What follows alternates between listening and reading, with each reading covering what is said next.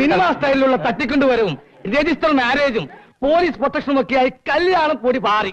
പാർട്ടിയാണെങ്കിൽ അതിഗംഭീരം. പക്ഷേ എന്തോ ഒരു കുറവ് തോന്നിക്കുന്നുണ്ട്. ചെറു പ്രസാദേ, തന്റെ കല്യാണം ആവുമ്പോൾ ഇതിനേക്കാൾ വലിയൊരു വിരുന്ന ഞങ്ങൾ പ്രതീക്ഷിച്ചത്. തന്റെ ഒരു പാട്ടേ എങ്കിൽ പിന്നെ താമസിക്കണ്ട, ഒരു യുദ്ധം ആയിക്കോട്ടെ. ശില്പിയും നന്നായി പാടും. എങ്കിൽ താമസിക്കണ്ട, അടിച്ചു പൊളിയടോ ഒരു ദമ്പതി ഗാനം. എങ്കിൽ എടുത്തടിയടാ. ഹലോ.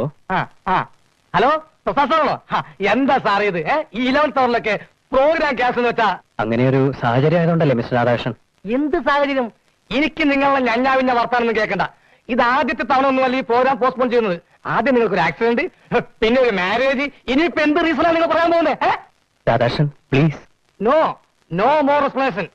മറ്റന്നാളുടെ പരിപാടി നടന്നിരിക്കണം. അല്ലെങ്കിൽ എന്ത് വേണമെന്ന് ഞാൻ തീരുമാനിച്ചോളാം.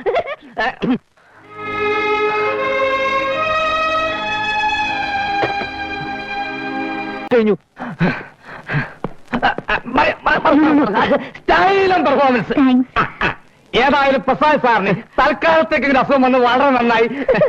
വിശുദ്ധിന്റെ പ്രോഗ്രാം കാണാനുള്ള ഭാഗ്യം ഉണ്ടായല്ലോ. സത്യം പറയാലോ സാറേ, സാറിന്റെ പ്രോഗ്രാമിനേക്കാൾ എനിക്ക് ഇഷ്ടമായത് വിശുദ്ധിന്റെ പ്രോഗ്രാമാ. നോക്കിയോ നോക്കിയോ, ഈ ചാരായ തരംഗം, സഹതാപ തരംഗം എന്നൊക്കെ പറയും പോലെ ഇനി ഇവിടെ നിന്ന് ഒരു ശില്പ തരംഗമായിരിക്കും. സാറേ, സാറ് ക്ലീൻ ഔട്ട്.